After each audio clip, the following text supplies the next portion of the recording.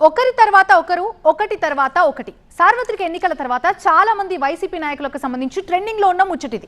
ఎవరు ఎప్పుడు అరెస్ట్ అవుతారో, ఎప్పుడు ఎవరిపై ఏ కేసు నమోదవుతుందో తెలియని పరిస్థితి. ఒకసారి అరెస్ట్ అయితే ఎన్నాళ్ళు లోపలుంటారో కూడా తెలియని పరిస్థితి. బయటకు వచ్చేస్తారు అనుకునే లేపు ఇంకో కేసు బుక్ అయిపోతుంది. లేటెస్ట్ గా ఆ నాయకుడి పరిస్థితి చూసి అనుచరులు, అభిమానులు ఇదే ఫీల్ అవుతున్నారట. ఇంతకీ తమ నాయకుడు ఇప్పట్లో బయటకు వస్తాడా రాడా అని అనుమానం కూడా వ్యక్తం చేస్తున్నారట. ఇంతకీ ఎవరా నాయకుడు, ఏంటా కథ? కాకాణిని వదలని కేసులు, ఇంకా జైల్లోనే మాజీ మంత్రి, వెంటాడే కేసులు, వరుస విచారణలు. ఇప్పట్లో బయటకొస్తారా రారా? నెల్లూరు జిల్లాలో వైసీపీకి బలమైన గొంతుకగా ఉండే మాజీ మంత్రి కాకాణి గోవర్ధన్ రెడ్డి గురించి ఇప్పుడు ఇలాంటి చర్చే జరుగుతోంది. సర్వేపల్లిలో ప్రత్యర్థులతో సై అంటే సై అన్నట్టుగా ఉండే కాకాణి ప్రస్తుతం జైలు జీవితం గడుపుతుండడం ఇక్కడి వైసీపీ శ్రేణుల్ని మరింత నైరాస్యంలోకి నెట్టేసింది.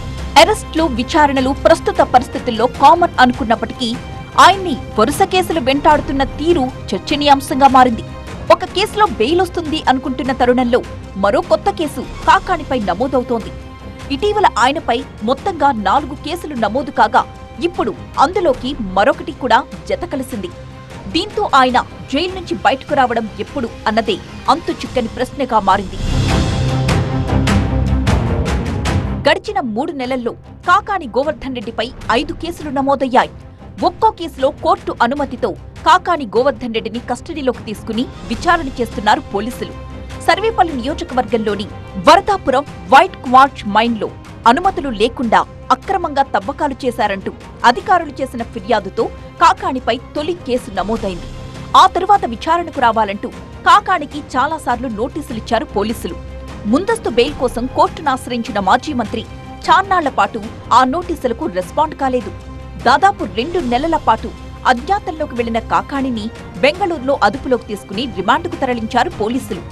ఆ కేసులో 3 రోజులు మాత్రమే కస్టడీకి నెల్లూరు కోర్టు అనుమతించగా ఆ విచారణలో ఆయన నుంచి ఎలాంటి సమాచారమూ రాలేదని తెలుస్తోంది. ఆ కేసు అలా నడుస్తూ ఉండగానే కాకాణిపై 2వ కేసు నమోదైంది.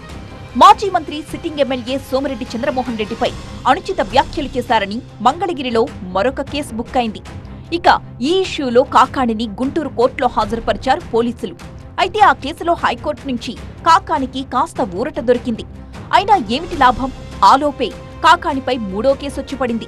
సర్వేపల్లి నియోజకవర్గంలోని చెరువుల నుంచి అక్రమంగా గ్రావెల్ తరలించారని మాజీ ఎంపీ మాగుంట శ్రీనివాసరెడ్డి సంతకాన్ని ఫోర్జరీ చేశారని కంప్లైంట్ రిజిస్టర్ చేశారు పోలీసులు. కృష్ణపట్నం పోర్టు సమీపంలో టోల్గేట్లు ఏర్పాటు చేసి కంటైనర్లు, లారీల నుంచి టోల్ ఛార్జీలు వసూలు చేశారంటూ 4వ కేసు నమోదైంది. అక్రమ గ్రావెల్ రవాణా కేసుల్లో 2 రోజుల పాటు కాకాణిని కస్టడీలోకి తీసుకోవడానికి కోర్టు అనుమతినిచ్చింది. 4 కేసులతో నలువైపులా ఇరుక్కుపోయిన కాకాణిపై పోలీసులు తాజాగా మరో కేసు నమోదు చేసుకున్నారు. దీంతో కాకాణిపై కేసుల సంఖ్య 5కు పెరిగింది. సర్వేపల్లి నియోజకవర్గంలోని కనుపూరు చెరువు నుంచి అక్రమంగా మట్టిని తరలించారు అన్న ఆరోపణలతో ఈ 5వ కేసు నమోదు చేశారు పోలీసులు.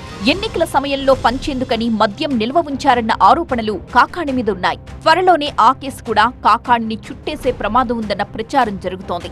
ఈ లిక్కర్ పంపిణీ వ్యవహారంలో కూడా ఆయన పేరు చేర్చితే కాకాణిపై కేసుల సంఖ్య మరింత పెరిగే అవకాశం లేకపోలేదు.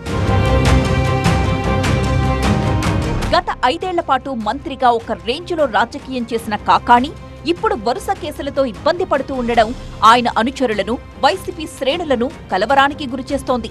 ఓ కేసులో బయటపడినా మరో కేసు సిద్ధంగా ఉండడంతో ఇప్పట్లో తమ నాయకుడు బయటకొస్తారా అన్న ఆందోళన సర్వేపల్లి వైసీపీ నాయకుల్లో వ్యక్తమవుతోంది. మరి కాకాణి కథ ఏ తీరానికి చేరుతుందో చూడాలి.